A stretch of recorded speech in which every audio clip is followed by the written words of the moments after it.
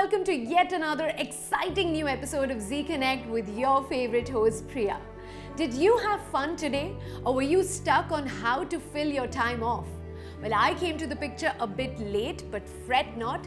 I have a plan of action to provide exhilarating entertainment to end your day on a high note. So let's get you charged up. Let's begin the fun.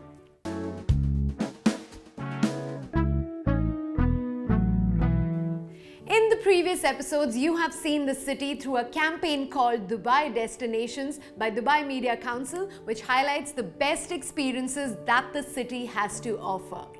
Today we are taking you on a fishing adventure to explore the splendid views of the vastness of the Arabian seas and to see if we are lucky enough to find the catch of the day.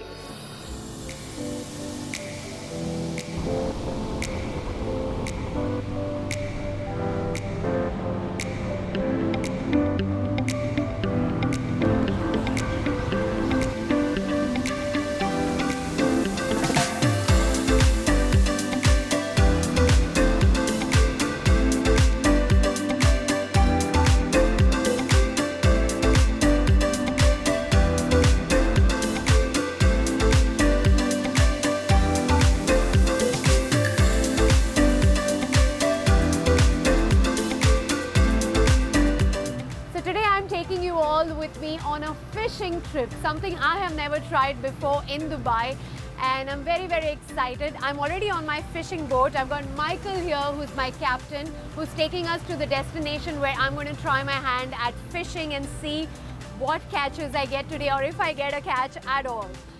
So this place that we are going to, the destination where we are going to try to get a catch, is about 15 kilometers away from the shore where we got into our fishing boat from. Michael is taking us there, and it'll take us about 45 minutes. So right now I'm enjoying my ride in this boat because the weather is so beautiful and the breeze is really amazing.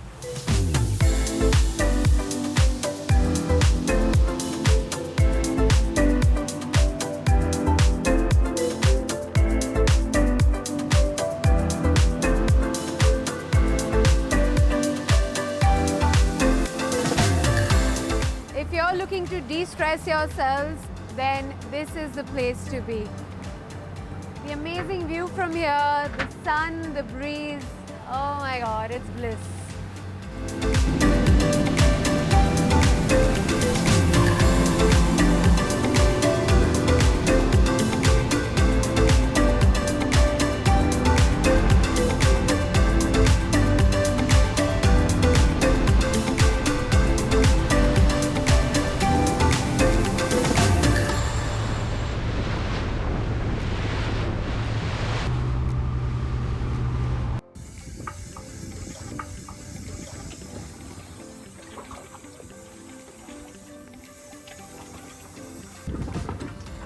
So we've reached this spot where we are going to try and get a catch, and to do that we've got a fishing rods here, and Michael has shown me how to actually put that into the water and try to catch fish. He's given me some calamari here which I'm going to hook onto the fishing rod, which will be of course as bait for the fish down there, and let's see if we get lucky.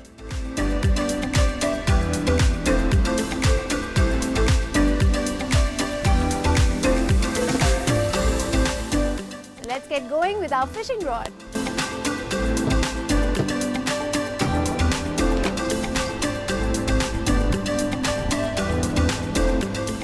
Okay, and then we wait.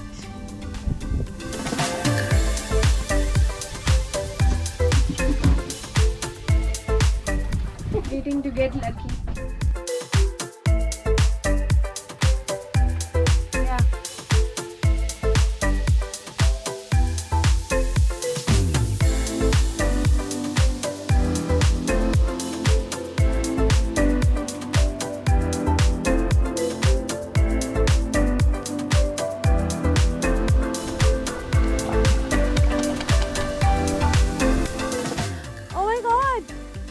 I told you I felt a bite. All my calamari is gone, but the fish never came. I'm gonna try again. This time I'm gonna get it for sure.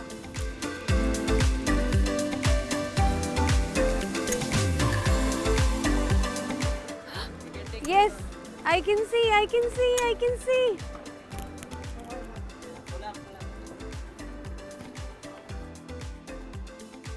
Woohoo! I got it! Yay! Here you go.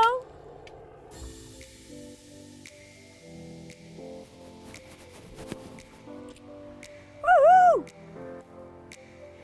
Okay, that's one. Let's go for more.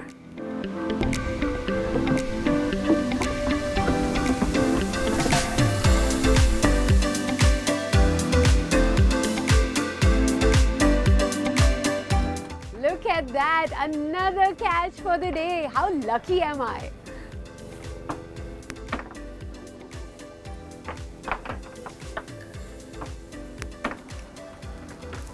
So after today's experience, the realization that has come to me is that you need a lot of patience when it comes to fishing. And we've been extremely patient with the sea, but I'm very, very glad that in my first attempt today, I have managed to catch 2 fish. And we're going to go back now, but before that, Michael is going to take us around to the most beautiful spots around here, like the Burj Al Arab and the others, where we can stop, click pictures, and then head back to the shore. So Michael, are we ready? Okay, let's go.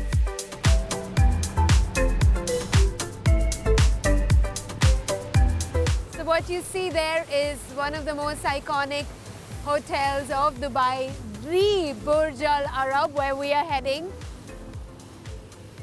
So on one side I can see Burj Khalifa, there's Burj Al Arab right behind me, and on this side I have a view of the palm. Sitting in the middle of the sea on this boat and having a view of the entire Dubai. Feels so different, so nice, so amazing.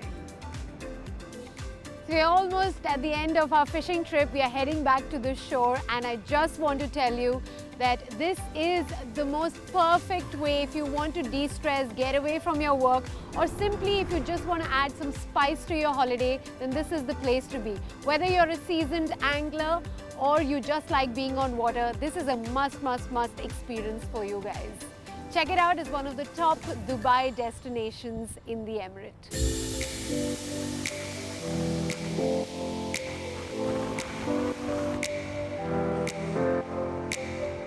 Well, Dubai looks very, very different when you see it from the sea.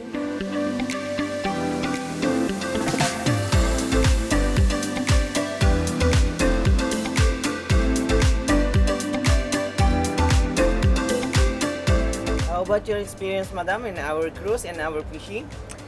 Michael, it was amazing, like totally worth it. Like I thought, you know, waking up in the morning and then coming and fishing, and what if you don't get fish? Honestly, even if you don't get a catch, it's still worth it because the ride is so good, the weather is so nice, the breeze and everything around, you know, the most beautiful landmarks of Dubai is what you can see on this ride. I think it's an experience everyone must try. Don't you think so? Thank you so much, madam, for coming with us. Thank you. My name is Michael and my crew is Ram. Yes, you guys were wonderful. Thank you. I had the time of my life on this fishing trip today. We got here in the morning at the shore in Marina, from where the fishing boat took off. It took us to a place which was about 45 minutes away, around 15 kilometers to the deep sea, where we started looking for fish, and I'm so glad that we got really lucky and we found not 1 but 2 fish. So I was very happy. And not just that, I also enjoyed the breeze, the weather, just the ride in the boat is so amazing. And you can just keep looking at the water and the views around, and you're gonna have the time of your life. And it's a completely simple and easy sport, honestly. If you love the water, if you love fish, then you must try it out. It is going to take all your stress and worries away for a while, trust me. A fishing trip is one of the top Dubai destinations that you have to experience, so it must be on your bucket list if you live in Dubai or are visiting. We'll take you to see a bunch of football enthusiasts along with their coach from Nagpur right after this short break. Stay tuned. Welcome back. A special media screening of the Amitabh Bachchan starrer Jhund was held in Dubai last week at City Walk. Everyone who watched the movie was captivated with the story and the way it has been made in the real raw state. Let's check out a few glimpses from the screening of the film that is not less than a masterpiece and is surely going to make heads turn.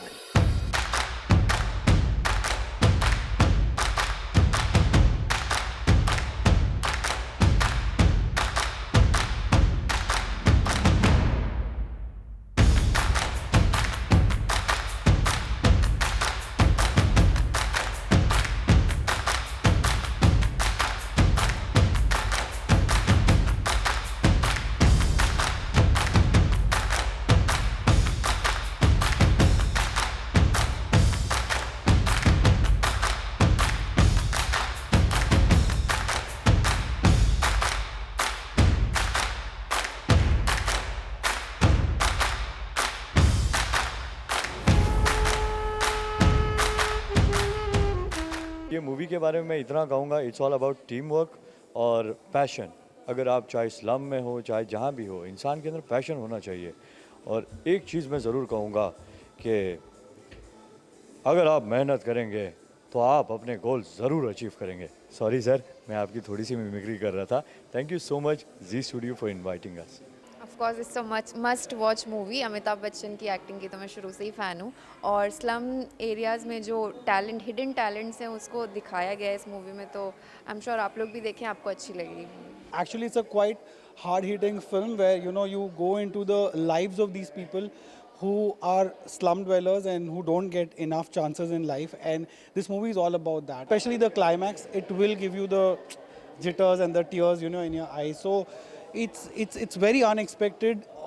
I didn't expect this, but all in all, it's a very heartwarming experience.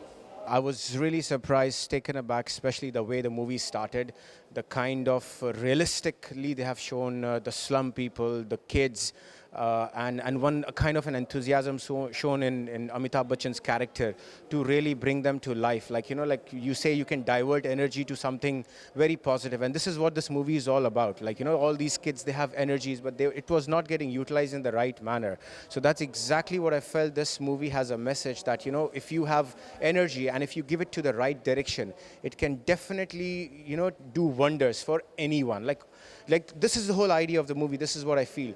The characters are very sensitive and very close to realistic characters that we obviously know कि slum areas do exist. And जिस तरह उनके characters को उभारा है and बहुत realistic approach दिया इस film को.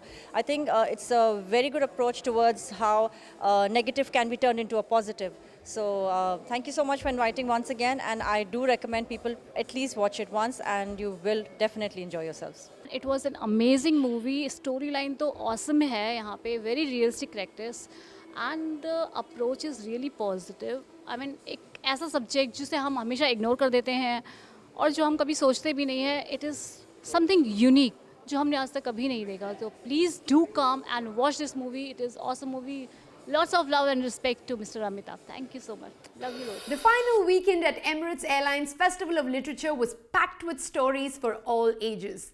Here we got to meet with Nayanika Mahtani, who is known for her books Ambushed and Across the Line. Let's watch her talk about her journey and her experience of being a screenwriter for the Vidya Balan starrer Shakuntala Devi up next.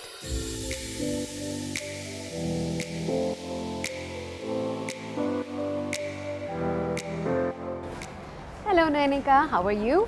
I'm very well, Priya. Thank you so much for having me here. Well, welcome to Zee Connect, and I hope you're enjoying your stay here in Dubai. Loving it. It's so lovely to see the sun. Yeah. And the Emirates Lit Fest today is called Here Comes the Sun, so it's so apt. Is it your first time here? Not my first time to Dubai, no, but my first time at the Emirates Literature Festival. Okay. And it's so nice to be back in person at a literature festival. I'm sure. Okay, Nayanika, going back to your life, I want to know what made you switch careers from being an investment banker to an author and a screenplay writer? So, when I was in college, I really wanted to act in musical theatre. And I had actually even enrolled in theatre workshop classes and stuff like that. But at that point, my father said, what are you going to do with drama? How are you going to get by? So I followed the proverbial left side of my brain and I went into IIM Bangalore, which is the management school, and I joined investment banking. But there was a plot twist in my life, and we had moved to Africa at the time. And I actually just for a lark auditioned with Sesame Street to write, and I got selected. And I started doing it and I really started enjoying it. And so I just said, okay, let me give this a go. And I did, and as things happened, my first book got published by Penguin, and then 2 others followed. And then I got an opportunity to do a film, screenwriting, and I really think stories choose us. So, you know, as much as I like to think that I have sort of planned this in a grand way and it all happened because of me, I don't think so. Yeah. I just think that I happened to be at the right place at the right time. Yeah. Things But fell did you into ever place. think, like, going from children's books to writing the screenplay of a mainstream Bollywood movie, Shakuntala Devi? How did that even happen? You know, Shakuntala Devi had come to my school when I was about 6 years old in Calcutta. And she was like, you know, she felt like a magician to me, the way she walked in and the rustle of the silk sari. And I didn't understand the maths she was doing because that was, you know, I was a little girl. But she stayed with me. And when I became an author, I wanted to tell her story because I said, how cool is it to have a story about this woman who's the hero of the story and her superpower is mathematics. Yeah. But when I actually, you know, I spoke to my agent in Bombay, and at that time it was supposed to be a book. And then I met a friend who was in London, is where I'm based, and she said, let's do it as a film rather than a book. She loved the story too. And it just sort of fell into place because Shakuntala Devi's daughter, who was her next of kin and who we had to get the life rights from, also happened to be in London. So it was, like I'm telling you, stories choose you. So there were 3 of us. The daughter also was looking to tell her mother's story at the time. And when I started talking to the daughter and, you know, getting to know more about her, I found my lens into the story, and that was the mother-daughter relationship. Right. So as much as it is a story about, you know, this genius, it's also a story about a woman who's trying to balance her passion and her gift and what she'll do with it with her desire to be a good mother. Yes. Right. And what's coming up next from you now? So I'm working on, I've just finished the script for a movie based on Across the Line, which is my latest novel.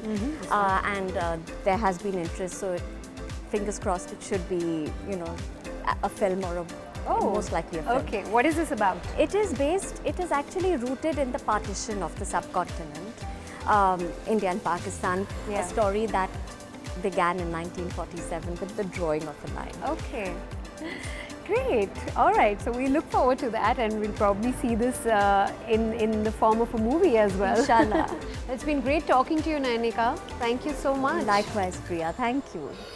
Time for a short break, but see you on the other side with some of the finest leaders of Asia on one stage.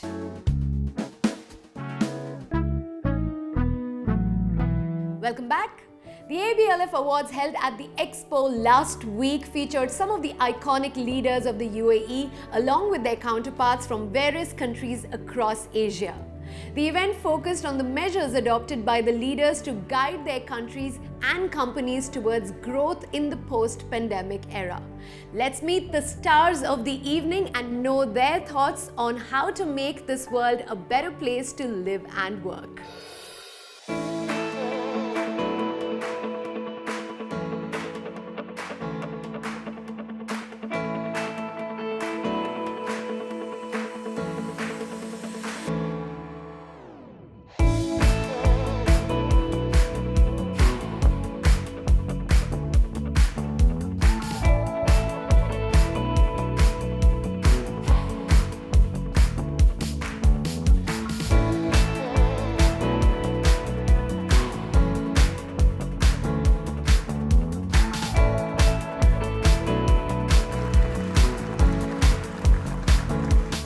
We are here because we know the immense value of the ABLF initiatives.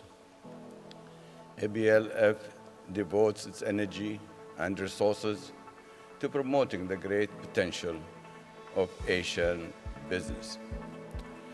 It highlights a clear determination in the region to improve the business and the economic environment, to promote growth and development, to encourage innovation at all levels, and to have a greater participation and influence in the global economy. An honour, a pleasure to welcome up onto the stage the 8th General Secretary of the United Nations, Co-Chair, Ban Ki-moon Centre for Global Citizens, His Excellency, Ban Ki-moon.